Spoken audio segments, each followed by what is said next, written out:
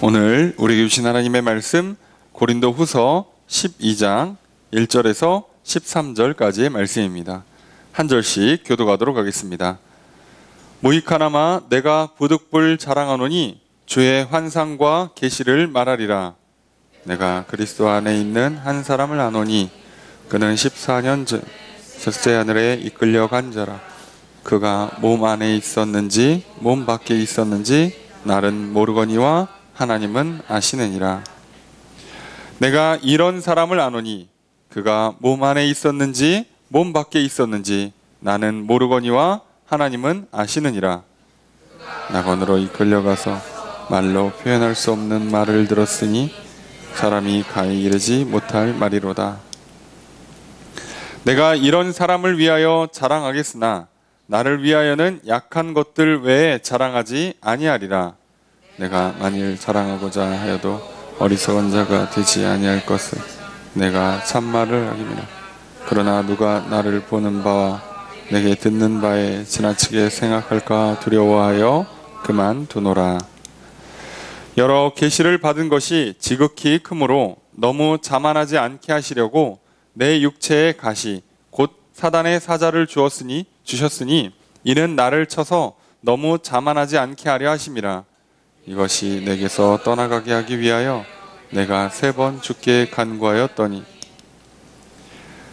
나에게 이르시기를 내 은혜가 내게 족하도다. 이는 내 능력이 약한 데서 온전하여짐이라 하신지라. 그러므로 도리어 크게 기뻐함으로 나의 여러 약한 것들에 대하여 자랑하리니 이는 그리스도의 능력이 내게 머물게 하려 함이라. 그러므로 내가 그리스도를 위하여 약한 것들과 능욕과 궁핍과 박해와 곤고를 기뻐하노니 이는 내가 약한 그때의 강함이라. 내가 어리석은 자가 되었으나 너희가 억지로 시킨 것이니 나는 너희에게 칭찬을 받아 마땅하도다. 내가 아무것도 아니나 지극히 크다는 사도들보다 조금도 부족하지 아니하니라. 사도의 표가 된 것은 내가 너희 가운데서 모든 참음과 표적과 기사와 능력을 행한 것이라. 함께 읽습니다. 내 자신이 너희에게 폐를 끼치지 아니한 일밖에 다른 교회보다 부족하게 한 것이 무엇이 있느냐. 너희는 나의 이 공평하지 못한 것을 용서하라. 아멘. 자리에 앉으시기 바랍니다. 할렐루야. 거룩한 주일 주님 전에 나와 예배드리시는 성도님들을 주님의 이름으로 환영합니다.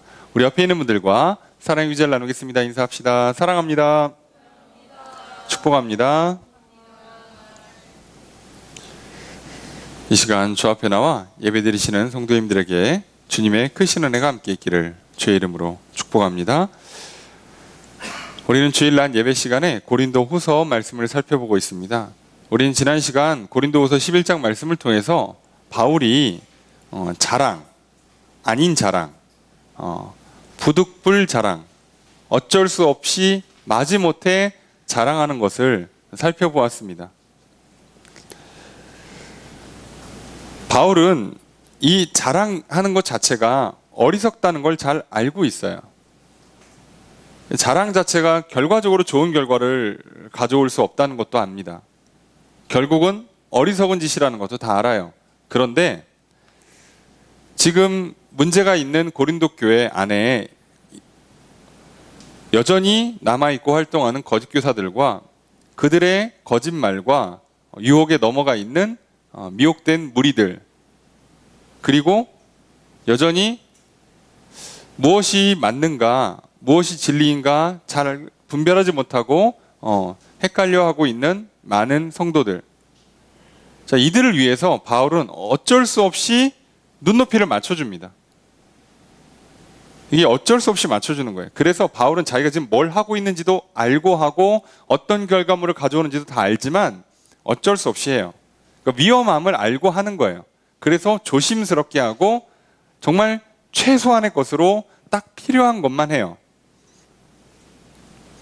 자, 그러니까 우리도 살다 보면 이 땅에 사는 동안에 아무리 믿음이 좋아도 자랑 한마디 하나 안 하고 살 수는 없어요. 사람이기 때문에. 그러면 우리가 이 땅에 사는 동안에 어쩔 수 없이 살면서 자랑을 할 수밖에 없고 자랑 아닌 자랑을 해야 될 때가 있어요. 자, 그게 지금 내가 하고 있는 말이 자랑의 말이 된다는 걸 알고 하셔야 되고요. 이 자랑을 통해서 나를 드러내는 게 아니라 바울이 하는 것처럼 하나님을 드러내기 위해서 굉장히 신중하게 조심스럽게 접근하셔야 돼요. 그래야 합니다. 그게 아니라 아무 생각 없이 그냥 좋다고 그래도 이건 내가 좀 뭐 자랑할 만해 하고 아무 생각 없이 얘기했다가 괜히 나중에 부끄러움 당하고 괜히 그것 때문에 올무가 되고 하는 경우가 많이 발생합니다. 그래서 참 바울은 오히려 이 자랑이라는 위험한 어리석은 이 말을 통해서조차도 자기의 믿음을 드러내고 하나님을 드러내는 그 참 어떻게 보면 어려운 일을 하고 있어요. 우리도 어떤 의미에서는 그 일들을 해야 합니다. 여러분 지난 한 주를 살아가시는 동안에 자기 자랑하기 바쁘고 세상 자랑하기 바빴는지 또는 자랑하지 못해서 낙심했는지 아니면 자랑이 갖고 있는 그 어리석음과 위험성을 알면서도 하나님을 드러내기 위해서 다른 사람들과 함께 어울리기 위해서 어쩔 수 없이 자랑을 하면서 결국은 나의 믿음과 하나님의 그 위대하심을 드러내기 위해서 애를 썼는지 여러분들이 한번 스스로를 살펴보십시오. 바울은요, 어쩔 수 없이 이제 자기를 드러내기 위해서 드러내야만 상대방의 것도 다 드러내줄 수 있기 때문에 서로 이제 뭐 시쳇말로 패를 까는 겁니다. 각자 갖고 있는 걸 다 드러내서 보여줘요. 그러면서 자기도 드러내지만 이제 그러니까 바울도 편하게 거짓 교사들을 드러낼 수가 있어요. 그럼 거짓 교사들은 뭐 했는가 봤더니 성도들 죄짓게 만들고 재산 탕진하게 만들고 매여서 이중 삼중으로 매여서 나오지도 못하게 만들고 과장된 거짓말로 속이고 폭력적인 말과 행동으로 이들을 억눌렀어요. 그런데도 분별을 못해요. 이게 분별이 안 될까 싶지만 분별이 안 돼요. 여러분 한번 사람이 자랑의 마음, 다시 말하면 나 잘났어, 조금 더 깊이 들어가면 내가 옳아, 내 판단이 맞아, 내 생각이, 내 감정이 더 중요해 라고 하기 시작하면 그때부터는요 사람의 말이 들리지 않고요 객관적인 판단이 불가능해져요. 그래서 옆에 있는 수많은 사람들이 A가 더 좋다라고 A 물건을 사라고 그렇게 얘기해도 자기는 B를 사요. 안 듣습니다. A 샀다가 나중에 B 사도 되는데 절대 그렇게 안 해요. 왜요? 내 생각이, 내 감정이, 내 의지가 더 중요하고 그리고 나는 이걸 갖고 나의 훌륭함을 드러낼 거고 오히려 너희들이 그렇게 말하는 걸 뒤집을 만큼 자기 그 확신에 차 있어요. 나중에 봐봐, 니들이 이거 몰라서 그러는 거야. B 제품이 훨씬 나 라고 자기만 확신하고 살아요. 심지어 두 가지를 다 쓴 사람이 얘기를 해도 안 들어요. 사람은 그렇습니다. 그러니까 참 안타까운 거죠. 거짓 교사들은 애시당초 뭐 악하다 치고 성도들은요 믿음이 약해지면 하나님 말씀을 붙잡지 않으면 그러면 이런 현상이 자꾸 일어나요. 그래서 오늘 우리들이 스스로를 살펴야 돼요. 자꾸 내가 나도 모르는 사이에 죄를 짓고 있고 자꾸 물질이 새어나가고 있고 어딘가에 매여가지고 이러지도 저러지도 못하고 있다.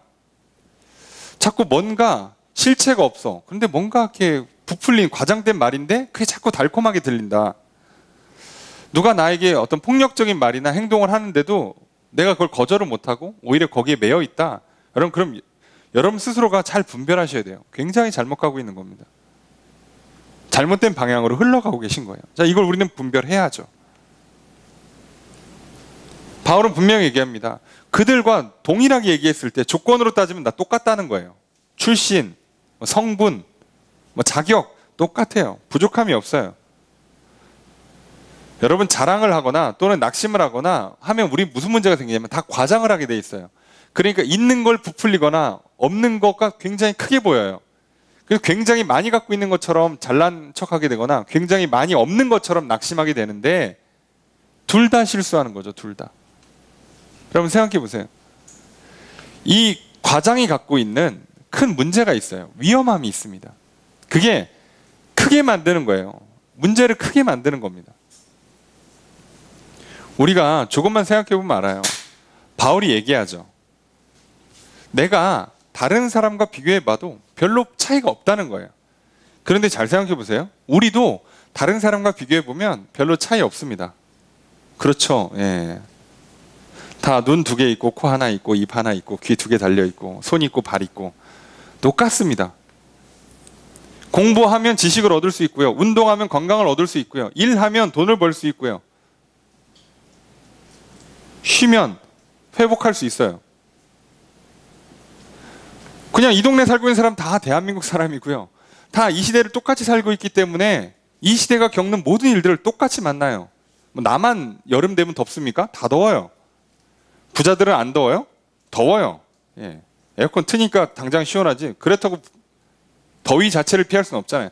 여러분, 우리가 은근히요 비슷합니다. 정말 하나님 볼 때는요, 인간은 다 거기서 거기에요. 우리 옛 속담처럼 다 도토리 기재기라고요. 그런데 문제는 우리 안에 자랑하는 마음, 교만한 마음, 과장이 들어오고 거짓이 들어오면 자꾸 있는 건 엄청 커 보이고 없는 건 엄청 크게 없어 보이는 거예요. 그래서 자랑하는 사람이 낙심도 더해요. 그러니까 이게 같이 가는 거예요. 예. 자랑하는 사람이 낙심해요. 여러분, 사람이요 우울증에 빠지거나 조증에 빠지면요 결국 둘이 합쳐져서요 조울증으로 가게 돼 있어요. 왜냐하면 이게 통제가 안 되는 건 똑같거든요. 그래서 과장되게 돼 있어요. 슬플 때는 엄청 슬프고요, 기쁠 때는 엄청 기뻐요. 좋은 게 아니에요. 그냥 아무 감정 못 느끼는 거 말고 이렇게 무던하게 항상 어느 정도 즐겁고, 슬플 때는 같이 울어줄 수 있는 정도의 마음을 갖고 있는 게 건강한 거지, 막 슬플 때는 막 죽을 것 같고 기쁠 때는 막 하늘을 날아다닐 것 같으면 건강한 게 아니에요. 과장돼 있다고요. 그렇기 때문에 바울 얘기해요. 똑같다고. 내가 그 거짓 교사들에 비해서 뭐가 부족하냐. 근데 왜 니들은 거짓 교사 말은 듣고 내 말을 안 듣냐는 거죠. 그들의 말을 듣는 근거가 조건이었다면 조건엔 차이가 없어요. 여러분 이해되시죠? 여러분, 내가 누구 말을 듣고 안 들을 때요, 그 사람의 말을 안 듣는 이유를 잘 생각해 보세요. 그 사람의 어떤 조건 때문이 아니에요. 그 사람이 무슨 박사기가 없어서 그 사람 말을 안 들어요? 그 사람이 뭐 경험이 없어서? 아니에요. 내가 교만해서 그냥 이 사람을 분리해 놓는 거예요. 거절해 놓는 거고요. 내가 지금 교만하기 때문에 과장되게 듣는 거예요. 이 사람 말은 무조건 맞아, 아니면 이 사람 말은 대부분 틀릴 거야 라고 이미 결정이 났기 때문에 생기는 문제죠. 그래서 바울은요 한 차원 다른 자랑을 하기 시작해요. 자, 이제 거짓 교사들이 따라올 수 없는 자랑, 그리고 사실상 이 땅에 사는 사람들 중에 오직 하나님을 믿는 그리스도인들만 가능한 자랑, 바로 약한 것을 자랑해요. 이 세상은요 약한 걸 드러내는 건 뭐 솔직하다 할 수 있지만요 약점 잡혀서 좋을 거 하나도 없습니다. 그런데 우리는 약한 걸 드러낼 수 있어요. 드러내는 수준이 아니라 오히려 약한 걸 자랑해요. 바울은 분명히 얘기합니다. 왜요? 약할 때 하나님의 능력이 나타났기 때문이라고 말합니다. 내가 아는 게 없어야 상대방 말을 듣는 것처럼 내가 힘이 없어야 상대방이 힘을 힘입어요. 내가 이거 좀 안다라고 생각하면 더 이상 못 배우거든요. 배움을 방해하는 건 뭐 기억력이 나쁘고 이해력이 나쁜 게 아니라요, 어설프게나마 안다라고 생각하는 그 교만 때문에, 착각 때문이에요. 책을 읽을 때 한 번 읽으셨어도 두 번째 읽을 때는 모른다고 생각하고 읽으셔야 돼요. 한 번 읽었으니까 조금 알아. 그리고 읽으시면요 그때부터는 정보가 안 들어오거나 심지어 왜곡돼서 들어와요. 늘 우리는 모른다, 새로운 걸 배운다, 다시 배운다는 마음으로 배워야 돼요. 그래서 바울은요 과감하게 약한 걸 자랑할 수 있어요. 세상은요 약한 걸 자랑할 수 없습니다. 왜요? 약한 걸로 끝이에요. 약점 드러내면 그냥 붙잡혀서 잡아 먹혀요. 그런데 우리의 약함을 자랑할 수 있는 건, 비록 나는 약하지만 하나님 강하시니까 결론은 강해져요. 나는 그거 몰라. 근데 어떡하지? 내 친구가 그거 전문가야. 그럼 됐잖아요. 어설프게 하는 애보다 나는 모르지만 전문가 친구를 갖고 있는 내가 낫죠. 그럼 같이 오면 되잖아요. 똑같습니다. 세상 사람들 어설픈 능력 갖고 인생을 살아가는 것보다 나는 부족한데 강하고 능하신 하나님이 나와 함께 하시면 되는 거라고요. 자, 그리스도인들은 이걸 알기 때문에 사는 거예요. 죄의 문제도 마찬가지예요. 우리가 무슨 짓을 해서 과거의 죄를 덮을 것이며 오늘 죄를 안 짓고 살 수 있겠어요. 그래서 나중에 죽을 때 마음 편히 죽고, 예? 그래도 뭐 천국 같은데 갈 수 있지 않을까 생각하며 살 수 있는 인간이 있겠습니까? 안 돼요. 못하는 겁니다. 그런데 그리스도인들은 처음부터 포기해요. 나는 못한다고. 과거의 죄를 뭘로 씻을 거야? 오늘 어떻게 내가 실수 하나 안 하고 살 수 있겠어요? 나는 그냥 못해요. 그러니까 내 죄를 하나님께서 용서해 주시는 그 그리스도의 십자가를 받아들이는 거예요. 오늘 또 나를 깨끗게 해주시는 하나님의 의롭다 하심을 받아들이는 거예요. 그리고 오늘 또 나를 거룩하게 만들어 주시는 하나님의 도우심을, 성령님의 그 능력을 받아들이는 거예요. 놀라운 건요, 이 사람은요, 시간이 지날수록요, 죄를 자꾸 안 지게 됩니다. 이게 차이예요. 못한다고 하는 사람들은 시간 지나면 되고요, 할 수 있다는 사람들은 시간 지날수록 못해지는 기적이 일어나요. 그게 바울이 하고 있는 말의 핵심이에요. 바울이 이제 똑같은 자랑을 하다 보니까 그들이 했던 거랑 똑같은 걸 하는데 그 중에 하나가 뭐냐? 자랑의 끝은 고생 자랑이라고 그랬죠. 고생 많이 했다고. 그냥 뭐 어렵게 볼 것 없이요. 그냥 남자들은 군대 얘기로 끝나는 거예요. 예, 더 이상 설명이 필요 없습니다. 예. 다 군생활 하고 오는 건데 뭐 종류가 다른데 그냥 군생활 자체에서 좋은 걸 배워오고 거기서 훈련받고 의미를 받아와야 되는데 누가 더 힘들었나를 자랑해요. 이게 무슨 의미가 있어요? 여러분, 힘든 게 중요한 게 아니라 거기서 뭘 훈련받고 왔냐가 중요한 거죠. 근데 세상 사람들은요, 힘든 것도 자랑합니다. 여러분, 병원 가보세요. 누가 더 아팠냐 자랑해요. 병실에서. 놀랍지 않습니까? 여러분, 대학교 졸업하고 친구들끼리 만나서 다른 학교 친구들, 비슷한 레벨의 친구들 만나서 얘기해보세요. 우리 교수님이 더 더러웠다고, 더 빡세게 공부시켰다고 자랑해요. 뭘 배웠냐를 자랑해야 되는데 힘들었냐를 자랑해요. 근데 놀랍죠? 사람은 그럽니다. 바울은 얘기해요. 근데 그렇게 따져도 자기는 밀리지가 않아요. 거의 죽다 살아났으니까요. 그래서 오늘 우리들이 잘 알아야 돼요. 여러분, 자랑하기 시작하면요, 내 위에 나보다 더 나은 놈이 꼭 하나 이상 있어요. 사람 참 미치겠죠. 뭘로 자랑해도, 출신으로 자랑해도, 외모로 자랑해도, 능력으로 자랑해도, 심지어 아프고 고생한 것까지 자랑해도 나보다 더한 사람이 꼭 있어요. 그게 우리 인간의 한계라고요. 그래서 바울은 약함을 받아들입니다. 그리고 그 약함을 받아들이는, 믿음으로 그 약함을 받아들일 수 있는 사람이 어떤 말을 하고 어떤 삶을 사는가, 바울의 자랑의 사실 뭐 끝이 오늘 본문인데, 오늘 본문을 통해서 우리는 바울이 도대체 무슨 말을 하는지를 살펴볼까 합니다. 1절 말씀 함께 읽겠습니다. 시작.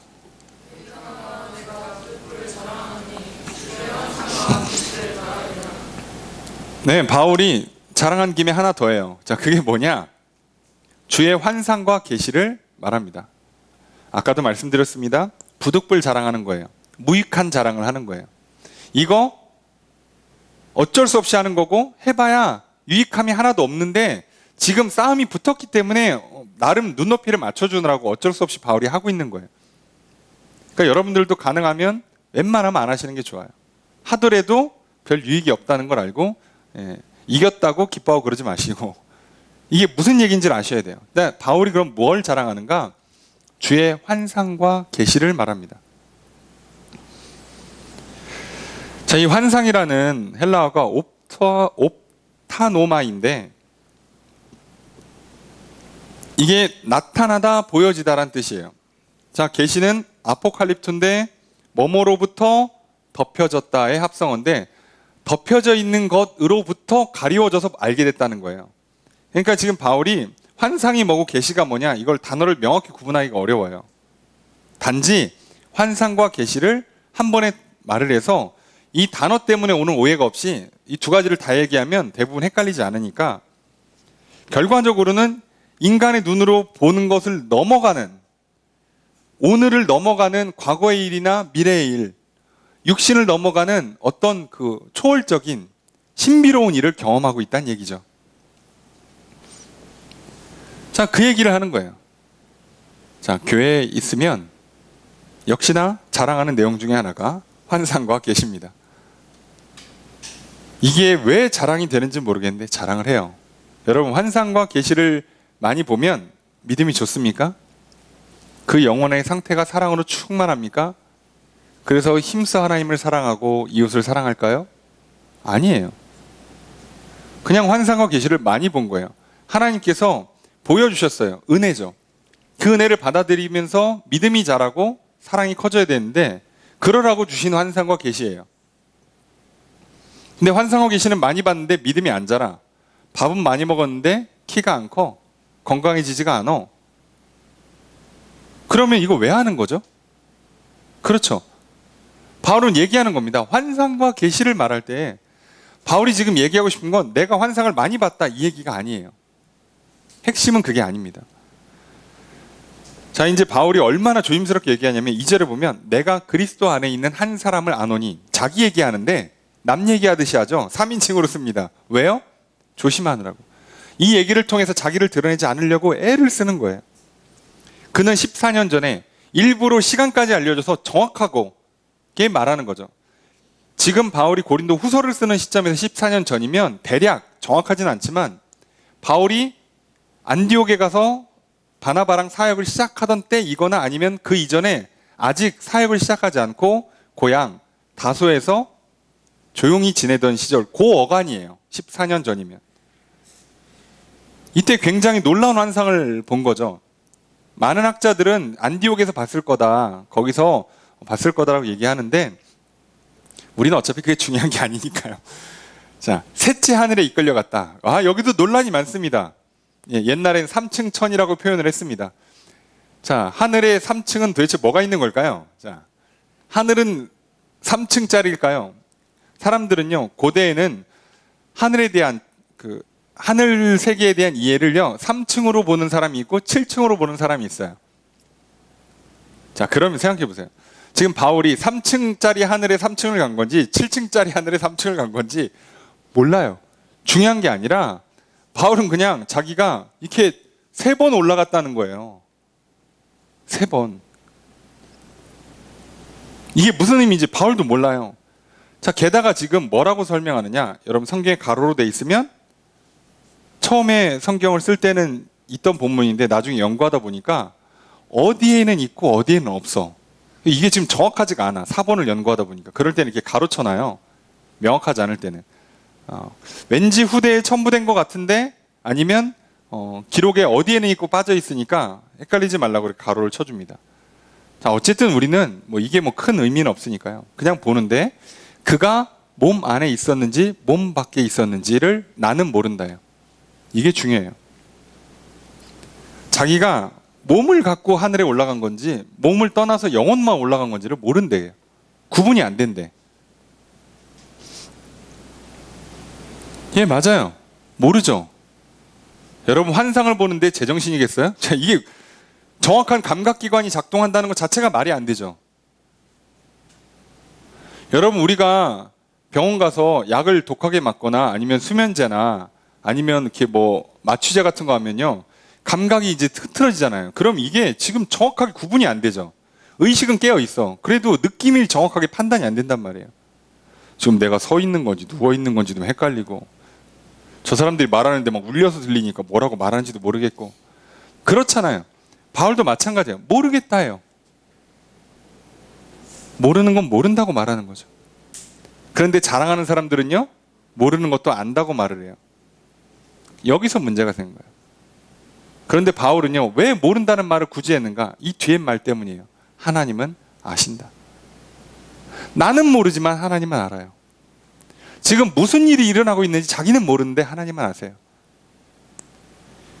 바울은 이걸 말하고 싶었던 겁니다. 여러분, 오늘 우리도 마찬가지예요. 여러분, 내가 지금 무슨 삶을 살고 있는지 다 압니까? 내가 지금 어느 길을 걸어가고 있는지, 당장 이 삶을 쭉 유지했을 때 이번 한 주에 어떤 일이 일어날지를 우리는 전혀 예상하지 못해요. 그런데 하나님은 아시죠. 그래서 그렇게 말해야 돼요. 나는 뭘 할 거야, 뭐가 될 거야 라고 함부로 얘기하지 말라고 성경은 분명히 말합니다. 왜요? 모르니까요. 내일 일이 일어날지 모르니까요. 2020년도를 시작하면서 해외여행 계획하셨던 분들은 못 갔죠. 결혼식도 미루신 분들 많죠. 결혼하고 신혼여행 못 가신 분들도 많죠. 신혼여행 갔다가 격리돼가지고 여러분 뉴스 보셨잖아요. 신혼여행지에 도착했는데 격리에 2주하고 그냥 돌아오셨어요. 신혼여행, 그죠? 호텔에 감금당하고 오셨죠. 그럴 수 있어요. 몰라요. 우리는 당장 내일 무슨 일이 일어날지도 모르고 지금 내가 하고 있는 말과 행동들이 어떤 결과를 가져오는지조차도 잘 몰라요. 근데 왜 그렇게 확신하고 사냐고. 왜 그렇게 자랑할 수 있냐고요. 그래서 바울은 늘 겸손한 거예요. 나는 몰라요. 하나님 아세요. 나는 능력이 없어요. 나는 약해요. 하지만 하나님은 강해요. 그래서 자기의 판단, 자기의 기억, 자기의 재능, 자기의 심지어 열심과 열정조차도 믿지 않는다고 그랬죠. 이게 지혜로운 겁니다. 세상과 정반대의 얘기를 하죠. 젊을 때 열정적으로 살아라. 꿈을 꾸고 확신을 갖고 막 도전을 해라. 모험을 해라. 뭐 20대에 꼭 해야 될 10가지 이런 거 있잖아요. 여러분 뭐 웃어서 죄송합니다만 나름 열심히 책을 쓰셨는데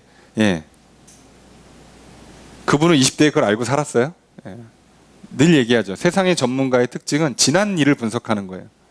아무도 미래를 예측하지 못합니다. 그 어떤 학자도 2020년에 이런 엄청난 전 세계적인 전염병이 유행할 거라고 예측한 사람이 없고요. 이것 때문에 어떤 결과가 올지를 정확히 예측한 사람이 없어요. 우린 몰라요. 그래서 늘 겸손히 배우고 들어야 돼요. 도대체 이게 일이 어떻게 되는가.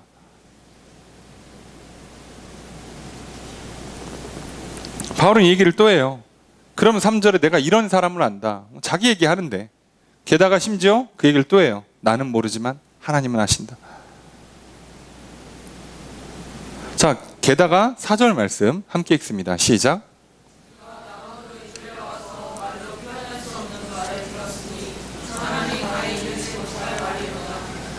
자, 바울이 정말 대단한 게요. 바울이 분명히 고린도 전서에는요, 자기가 누구보다도 많은 방언을 말할 수 있다라고 얘기했어요. 자, 그런데 낙원에 이끌려가서 하늘을 지칭해요. 자, 낙원이라고 쓴 단어는 여러분 아시는 것처럼 창세기에 에덴 동산을 낙원이란 단어로 표현을 해요. 왜 굳이 낙원으로 썼냐? 모르죠. 단어가 뭐 마땅한 단어가 낙원밖에 없었던 건지 뭐가 됐든 중요한 건 거기에 갔는데 거기서 말로 표현할 수 없는 말을 들었어요. 이게 무슨 말이겠어요?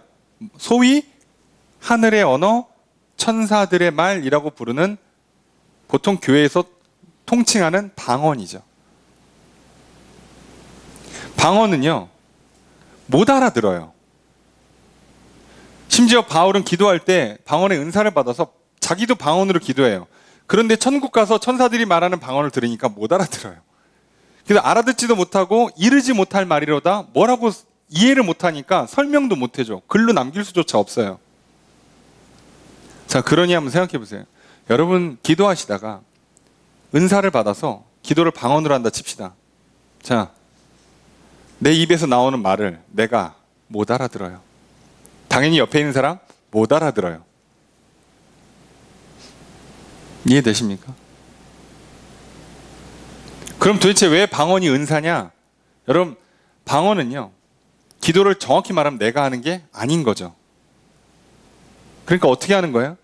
성령님께서 내가 해야 될 기도를 내 몸을 써서 내 입을 써서 대신 기도하는 거예요. 나는 심지어 무슨 기도가 가는지도 몰라요. 나는 그걸 어떻게 하는 거예요? 지금 하나님께서 가장 좋은 걸 성령님이 도우셔서 내 입을 써서 하나님께 직접 전달되는 언어로 기도하고 있다고 믿는 거예요. 여러분, 이 믿음이 없으면요, 방언 기도해 보신 분들 알아요. 어느 순간에요, 이렇게 그 자막 없는 외국 영화를 보는 듯한 느낌을 받아요. 나는 계속 기도를 하고 있는데 나도 못 알아듣고, 못 알아들었으니까 기도가 응답되는지도 모를 거 아니에요. 나중에 뭐가 기도됐는지를 모르니까 응답이 되는지도 모르죠. 그냥 계속 멍하니 있는데 이상한 말만 계속 내 입에서 나오고 그걸 계속 듣고 있고, 응답되는지는 모르겠고, 자, 이걸 지금 10분 넘게 하고 있는데 언제까지 해야 될지도 모르겠고. 자, 그러면 갑자기 이렇게 멍해져요. 졸려요. 예. 그래서 늘 말씀드립니다만 은사는 믿음의 분량만큼만 쓸 수 있는 거예요. 그걸 넘어가면 역효과가 나요. 그런데 뭐 방언을 하는데 알아들었다. 방언으로 기도하고 혼자 머릿속에 딴 생각하고 있다. 이걸 기도하는 거야. 하나님 이런 거 좀 들어주세요 하면서 입에서는 방언이 나온다. 그럼 지금 다 잘못하는 거예요. 방언은 나는 제대로 기도조차 못합니다. 내가 머리 써서 내가 기도 제목을 찾아서 기도하는 것보다 그냥 성령님께 내 입을 맡겨드립니다. 알아서 구하십시오. 뭐 죽으라면 죽겠습니다. 예. 전 재산 털라면 털고 아프리카 가라면 가겠습니다. 이런 마음으로 내려놓는 거예요.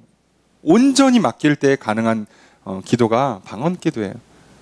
그러니 기도만 하면 개인에게는 아주 유익하죠. 왜요? 응답률이 굉장히 높은 기도를 하고 있는 거니까요. 물론 세상적인 욕심과 욕망을 채워준다는 보장은 없습니다만 바울은 정확히 얘기해요. 네, 못 알아듣는 거예요. 그겁니다. 그런데 5절에 뭐라고 그러냐면 내가 이런 사람들, 자랑하는 사람들을 위해서는 자랑을 하긴 하겠지만 나를 위해서는 자랑 안 하겠다는 거예요. 더 이상 안 하겠다는 거예요. 6절에도 말하죠. 계속 얘기하면 또 못 알아들으니까 오히려 과장이 되니까 그만 얘기하겠다는 거예요. 그러면서 바울은 계속 뭐만 얘기하죠? 나는 이 정도 얘기했으니까 알아들어. 저 사람들 뭐 대단한 영적인 체험이 있고 막 능력이 있는 것처럼 신비한 것처럼 얘기하지만 나도 다 경험이 있어. 그러니까 이제 그만 얘기하자 서로. 나는 앞으로 계속 뭐만 얘기할 거냐면 약한 것만 얘기할 거야. 잘난 거 얘기 안 할 거야. 그거 해봐야 거기서 거기야. 도움도 안 돼. 유익도 없어. 나는 약한 것만 자랑할 거야. 라고 얘기하면서 영적인 그 환상과 계시에 대한 자랑을 끝내요. 여러분 그러니까 신앙생활 하시다가 신비한 경험을 하시게 되고 체험을 하시게 될 때 여러분들이 복음을 전하고 전도하기 위해서 간증으로 쓰는 경우를 제외하고는요 자랑하지 않는 게 좋습니다. 당연한 거죠. 예. 오히려 그냥 계속 약한 걸 자랑하시는 게 나아요. 환상 하나 봤다고 평생 그 환상 하나 붙잡고 사는 게 아니라 주님 어차피 봤는데도 못 알아듣습니다. 들었는데도 뭔 말인지 모르겠습니다. 또 오늘 내게 은혜를 베풀어 주십시오. 내게 힘을 주십시오. 이거 받은 건 어제고 오늘은 또 안 됩니다. 오늘 또 내게 은혜를 베풀어 주십시오. 라고 약함을 인정하고 겸손히 구하는 게 결국 강해지는 승리하는 비결이에요. 그렇잖아요. 아무리 대학교 때 공부 많이 했어도요. 그걸로 인생 살 수 없어요. 평생 직장 살면서 그걸로 계속 유지할 수 없어요. 그러니 또 배워야 돼요. 이만하면 됐다가 어디 있겠어요, 우리 인생에서. 늘 겸손히 배우는 거예요. 옛날에 잘 나갔다고, 옛날에 건강했다고, 옛날에 똑똑했다고 다 과거 얘기잖아요. 그래서 오늘 우리는 또 겸손히 배울 수 있어야 되고 성장할 수 있어야만 되는 거예요. 그 비결, 약함을 인정하는 것, 약함을 받아들이는 것, 그리고 힘과 지혜와 능력은 하나님께 있음을 믿고 하나님을 받아들이는 거예요. 바울이 그렇게 했습니다. 저와 여러분들도 그렇게 하시기를 주의 이름으로 축복합니다. 7절 말씀 함께 읽겠습니다. 시작.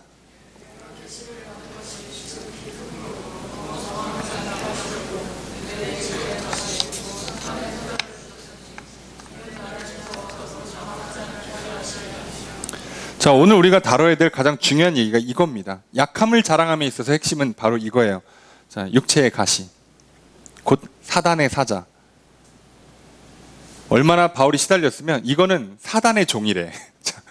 사단이 사단의 말을 듣고 나를 괴롭히기 위해서 심겨진 장치라는 뜻이에요. 얼마나 괴로웠으면. 그런데 모든 사람에게는 다 육체의 가시가 있죠. 자기를 크게 꼭 걸고 넘어지는 하나가 있어요. 바울은 얘기합니다. 자기가 받은 은혜가 너무 크니까 자만하지 말라고 주셨다는 거예요. 자, 이게 핵심이에요. 우리에게는 늘 한계가 있어요. 가시라는 게 있어요.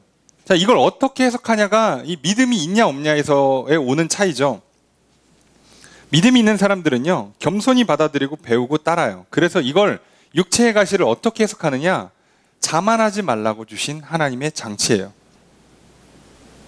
그런데 믿음이 없는 사람들은요, 이 육체의 가시를 뭐라고 해석하냐면 내가 죽기 전에 극복해야 될 내 도전 과제로, 숙제로 보는 거예요.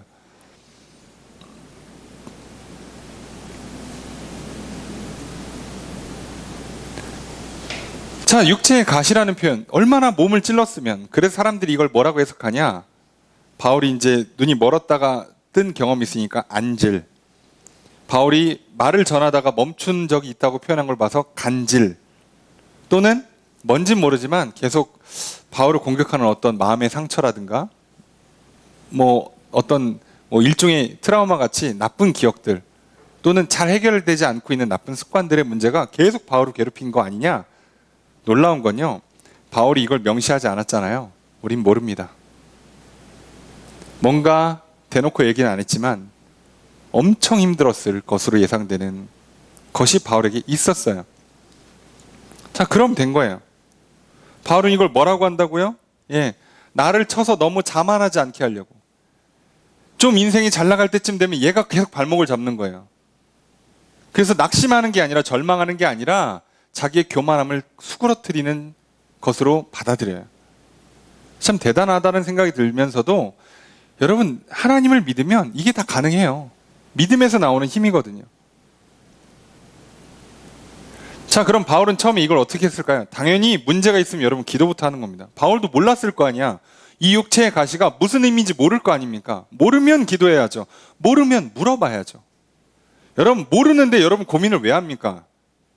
내 머릿속에 지금 답이 없어서 헤매는 사람이 왜 고민을 계속하죠? 답이 없다니까? 고민을 또 하면 뭐가 나와요?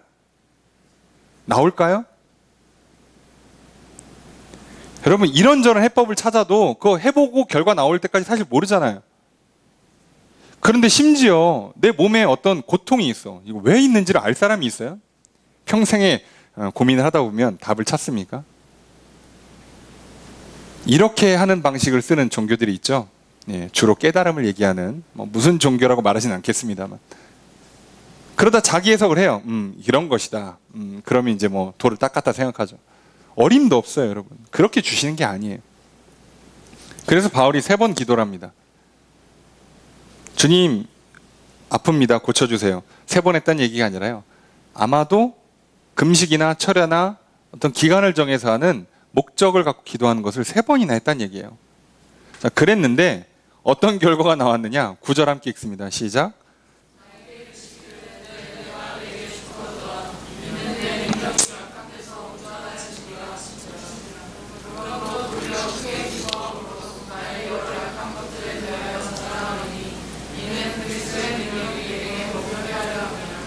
자, 하나님께서 말씀하세요. 뭐라고 말씀하셨는지 이렇게 말씀하셨어요. 내 은혜, 하나님이 말씀하신 거니까, 내가 바울 너한테 준 은혜가 족하다, 충분하대요. 난 지금 아픈데? 난 지금 괴로운데? 죽을 것 같은데? 하나님 뭐라고 말씀하세요? 내가 너에게 베푼 은혜가 충분하대요. 여러분, 오늘 우리가 이 말씀을 듣고 믿어야만 우리의 약함을 수용할 수 있고요, 약함을 자랑할 수 있고요, 약할 때 강한 능력을 발휘하는 인생으로 살아갈 수 있습니다.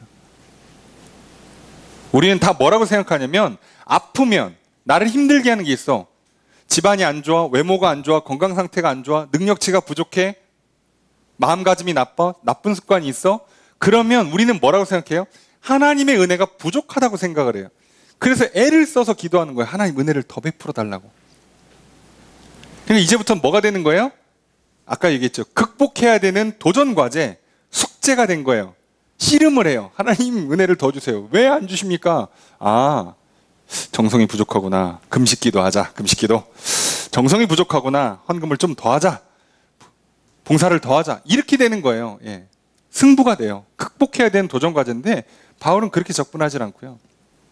이게 뭡니까? 어떻게 해야 됩니까? 하나님께 물었더니, 물으니까 대답이 오죠? 하나님의 응답. 내가 너에게 지금 베풀고 있는 은혜는 충분해. 더 줄 게 없다는 얘기예요.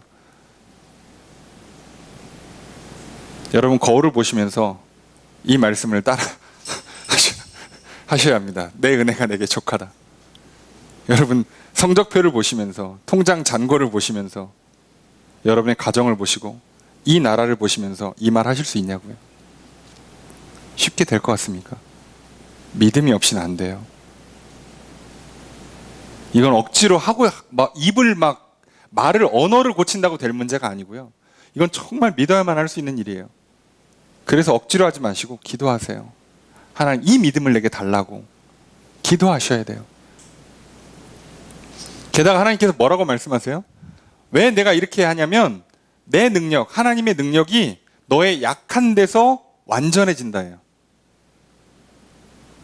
야, 네가 약해야 내가 도와주지.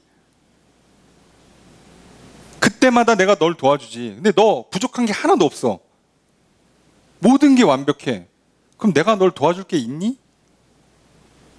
근데 사실 인간이 완벽한 인간이라는 게 존재합니까? 스스로도 완벽할 수 없고 상황적으로도 완벽할 수가 없어요. 인간은. 어차피 부족한데 그럼 네가 약해야 내가 도와주지. 그래서 하나님 말씀하시는 거예요. 자, 이 말을 듣고 믿음으로 받아들였던 바울은 이제 어떻게 합니까? 이제 도리어 크게 기뻐한다. 기뻐하는 거예요. 왜요? 내가 약해, 막 아파, 힘들어. 그때마다 뭐가 있는 거예요? 하나님 은혜는 충분하고 이제 하나님은 내게 은혜를 베풀어 주시고 능력을 베풀어 주셔서 나는 지금 약하지만, 나는 지금 아프지만, 나는 지금 한계에 봉착해서 멈춰 있지만, 답답하지만, 힘들고 어렵고 죽을 것 같지만 이제 여기에서 하나님의 은혜가 나타나는 걸, 하나님의 능력이 나타나는 걸 볼 때가 됐구나. 오케이, 좋다, 기쁘다. 바울은 내가 해야 되는 영역이 어디까지인지, 내가 할 수 없는 영역이 어딘지를 정확히 알아요. 이걸 알고 사는 사람들을 세상에서는 분수를 안다고 얘기하죠. 자기 몫을 아는 거예요. 내가 얼만큼 할 수 있는지. 근데 그걸 어떻게 깨달아요? 바울은 정확히 알죠. 육체의 가시로. 뭐만 하면 안 돼. 여기서 딱 멈춰. 다쳐. 능력이 부족해. 자, 그럼 아는 거예요. 아, 난 여기까지구나. 자, 하나님, 이제 내가 다 할 수 있다는 교만을 버리고 겸손히 하나님 앞에 무릎 꿇습니다. 하나님, 어찌하면 좋을까요? 하나님, 은혜를 베풀어 주십시오. 하나님의 능력으로 이제 해결해야겠습니다. 이걸 넘어가는 건 내 능력이 아니라 하나님의 능력입니다. 그래서 여러분 공부만 해보셔도 알잖아요. 내가 쓸 수 있는 시간, 내가 쓸 수 있는 그 머리의 능력치는 정해져 있어요. 자, 그걸 딱 넘어가는 순간부터는 이제 하나님의 은혜의 능력, 영역이에요. 하나님의 능력으로 임해 주셔야 돼요. 그래서 바울은 기뻐하는 거예요. 아, 하나님 늘 내게 은혜를 베풀어 주신다는 약속이구나. 오히려 능력을 베풀어 주시겠다는 약속이구나. 그래서 바울은 뭐라고까지 해요? 약한 데서 약한 것을 자랑해요. 이제 거리끼잖아. 나 못해. 그냥 못하면 어떠냐? 이제 어차피 하나님 도와줄 건데. 야, 나는 거기까지밖에 못할 것 같아. 나는 사실 거기 더 이상 못해. 그래도 결국 그 문제 풀 수 있어. 하나님 도와주시니까. 하나님 내 힘이 되시니까. 그래서 심지어 뭐라고까지 얘기하냐면, 내가 왜 이렇게 기뻐하고 자랑하냐면 그리스도의 능력이 내게 머물게 하려 함이라. 아니, 능력이 임한 거 아니었어요? 근데 이게 무슨 얘기냐면 이제 선순환을 시키는 방식이에요. 믿음을 갖고 이제 내가 생각이 바뀌고 마음이 바뀌어서 기뻐하고 말이 바뀌었단 말이죠. 근데 이 바뀐 말은 다시 또 뭐를 하는 거예요? 하나님의 은혜를 구하는 게 돼요. 믿음을 발생했기 때문에 기도를 하게 되고요. 기도를 통해서 믿음을 더 달라고 구하는 거예요. 그래서 점점점 믿음이 자라죠. 그래서 하나님을 믿는 사람들은요, 그래서 약함을 자랑할 수 있고 결국은 강한 인생이 될 수 있는 비결이 여기서 나오는 거예요. 이게 일회성으로 끝나면, 여러분 케이스 바이 케이스로 끝난다 그러면 언제 강해져? 그런데 그게 아니라요, 계속 도는 거예요. 작은 믿음이 발생해서, 아, 하나님 기도하면 들으시는구나. 그래서 기도를 시작하면서 뭐라고요? 하나님 도와주세요. 하나님 도와주시면, 아, 도와주시는구나. 감사합니다. 하나님 또 도와주세요. 계속 돌리는 거예요. 그래서 이 사람은요, 거리낌이 없어요. 내가 뭐 생긴 게 이런 걸 어쩌라고. 내 집안이 이런 걸 어떡하라고. 내가 태어났던 이 시대가 이 모양인 걸 나보고 어떡하라고. 인정하는 거예요. 주님 어떡할까요? 뭘 하면 좋을까요? 도와주세요. 은혜를 베풀어 주세요. 내 힘으로는 이 시대를 극복할 수 없습니다. 내 힘으로는 이 집안이 갖고 있는 한계를, 내 자신이 갖고 있는 한계를 극복할 수 없습니다. 하나님 도와주세요. 제가 정말 남들이 볼 때 승리했다고 말할 수 있는, 성공했다고 말할 수 있는 인생을 산다면 그것은 다 하나님의 은혜입니다. 하나님의 능력임을 압니다. 라고 말을 하는 거죠. 바울은 그걸 얘기하는 거예요.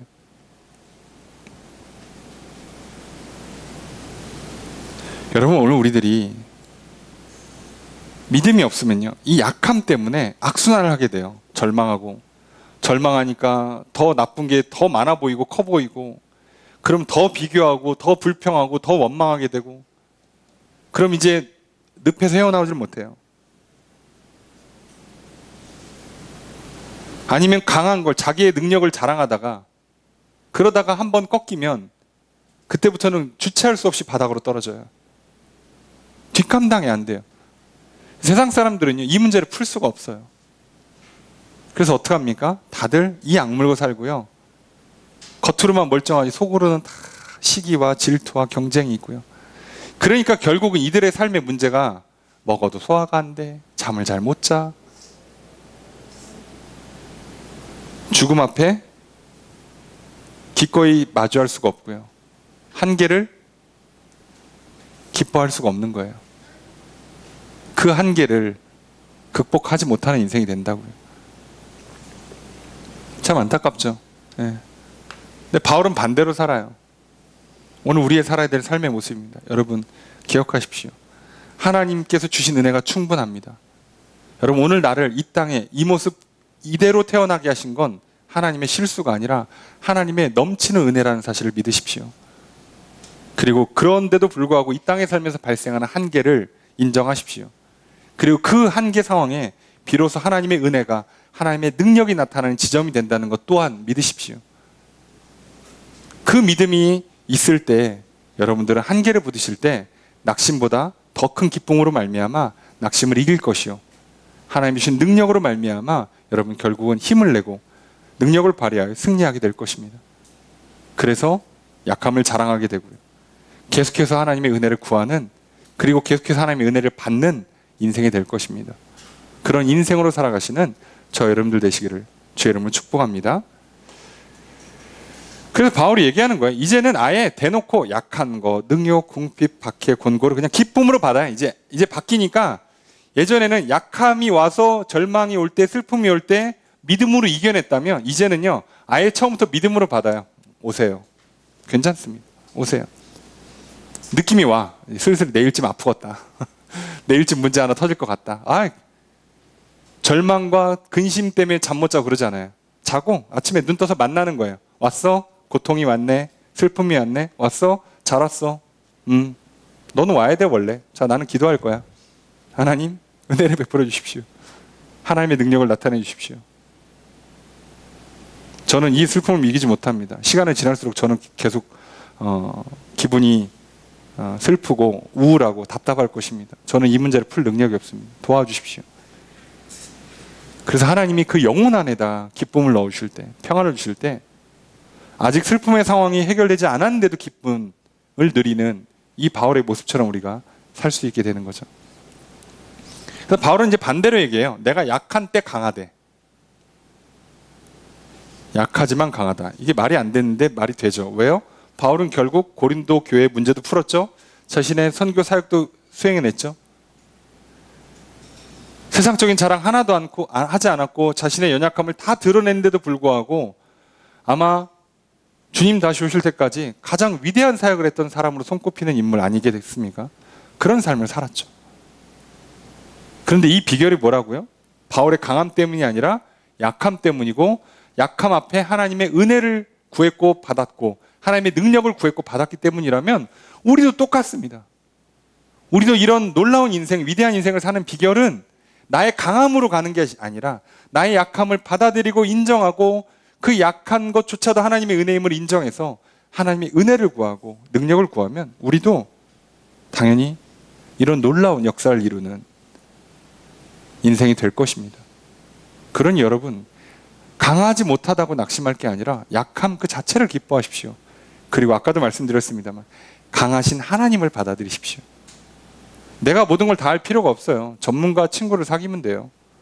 그죠? 예. 내가 모든 문제를 다 해결할 수 있는 능력을 갖출 수 없어요. 갖출 수도 없고 갖춰지지도 않아요. 그러니까 능력 있는 사람을 친구로 삼으면 돼요. 나는 죄를 해결할 수 없지만 죄를 용서해 주는 하나님을 만나시면 됩니다. 나는 이 한계를 극복할 수 없지만 한계를 극복하시는 능력이 무한하신 하나님을 받아들이시면 됩니다. 우리는 코로나조차도 제대로 아직 이해도 못하고 아직도 해결책을 못 찾고 헤매고 있는데, 코로나를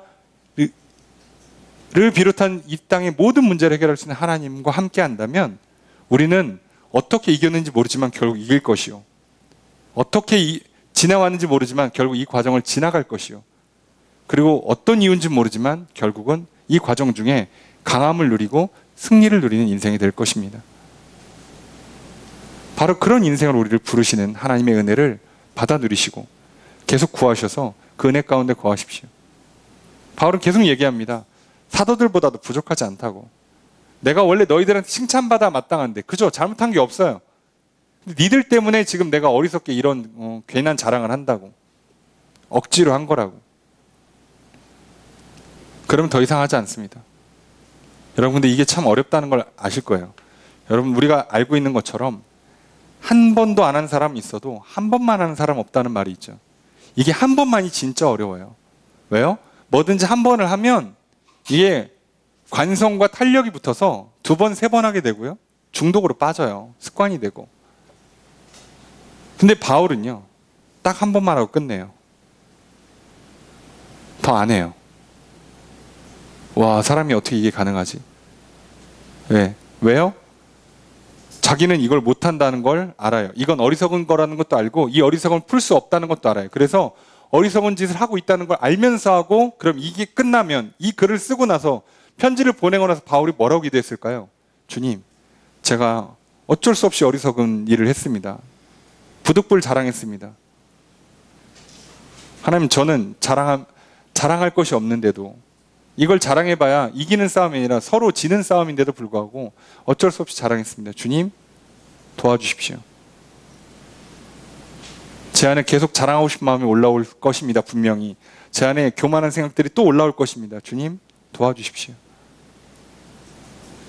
바울은 분명히 그렇게 기도했을 겁니다. 그리고 우리도 그렇게 해야 합니다. 자, 바울이 마지막은 뭐라고까지 얘기하고 끝내냐면, 내 자신이 너희에게 폐를 끼치지 아니한 일밖에 다른 교회보다 부족하게 한 것이 무엇이 있냐.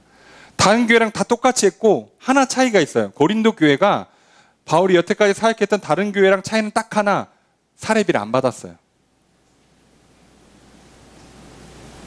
근데 그게 문제가 됐잖아요. 오죽했으면. 그죠? 거짓 교사들은 그걸 시비를 걸었단 말이죠. 바울이 뭐라고 그래요? 너희는 나의 이 공평하지 못한 걸 용서해라. 예, 약간 돌려서 얘기했는데 알아들으란 얘기죠. 예, 맞아요. 세상은요, 잘못한 게 없어도 잘못이 돼요. 그냥 인정하세요. 예. 열심히 살아도요, 문제가 생겨요. 정직하게 살았는데 오해를 받아요. 잘못한 게 없는데 욕먹어요. 인정하세요. 이게 이 시대의 한계, 악한 세상의 한계예요. 내가 마주치고 살아야 되는 삶의 현실이에요. 인간관계 참 어렵죠. 잘해도 뭐라고 그러고 못해도 뭐라고 그러고 어떻게 하라는 건지 모를 때가 참 많죠. 여러분, 잘해도 뭐라고 그러고 못해도 뭐라고 그럴 때는 어떻게 해야 되는 게 좋을까요? 바울이 했던 것처럼 부득불 자랑을 해야 돼요. 내가 지금 너한테 뭘 잘해줬는지를 알려줘야 돼요. 이게 좋은 결과를 만들진 않는데 알려는 줘야 돼요. 상대방이 지금 전혀 모르고 있기 때문에 알려줘야 돼요. 알 법도 한데 몰라요. 참, 그렇죠? 그래서 알려줘야 돼요. 알려주는 입장이 오히려 민망해. 아, 이걸 내 입으로 말해? 민망한데 내가 너에게 지금 잘해주고 있다. 너에겐 특혜를 베푼 거다라는 걸 말해주는 것 자체가 민망한 일인데도 해야 될 때가 있어요. 자, 그걸 그냥 인정하시라고요. 그리고 나는 잘해줬으니까 너도 잘해. 잘해줬으니까 난 훌륭해. 라는 이 교만, 보상받고 싶은 마음이 올라오는 걸 하나님의 앞에 내려놓고 기도하시면 돼요. 하나님, 잘못하다가 이것 때문에 무너지겠습니다. 도와주십시오.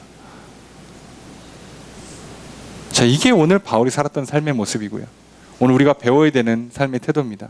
자, 그럼 바울은 어쩔 수 없이 자랑을 시작했지만 자랑한 김에 결국 결론은 뭐예요? 약한 걸 자랑했어요. 왜요? 약할 때 강함을 알았으니까요. 왜 약할 때 강합니까? 약한 것조차도 하나님의 은혜요. 약할 때 하나님의 능력이 나타나니까요. 그래서 약함을 기쁨으로 받아들이고 자랑하고 그 약함 중에 하나님의 은혜가 계속되기를 힘써 구하며 누려 살았습니다. 여러분, 그러니 약하다고 넘어지지 마십시오. 우리는 이 세상을 강함으로 승부해서 싸워 이길 수 있는 사람들이 아닙니다. 우리는 다 육체에 가시가 있습니다. 한계가 있어요. 그러니 인정하십시오. 우리의 강함으로 싸워 이기면 이 세상은 절대 나보다 더 훌륭한 사람이 있기 때문에 이기지 못합니다. 하지만 나의 약함을 인정하고 하나님의 강함을 힘입어 살아간다면 우리는 무조건 승리하는 인생이 될 것입니다. 그 놀라운 비결을 잊지 마시고 하나님의 강함을 믿으십시오. 하나님의 은혜가 충분함을 믿으십시오. 그걸 기쁨으로 받아들이시고 그리고 힘써 구하십시오. 그래서 오늘 약함을 자랑할 수 있는 믿음의 사람들로 살아가시기를, 약할 때 강한 능력을 나타내는 믿음의 사람들로 살아가시기를 주의 이름으로 축복합니다. 약한 그때의 강함이 되시는 하나님의 크신 은혜가 항상 함께 있기를 주님의 이름으로 축복합니다.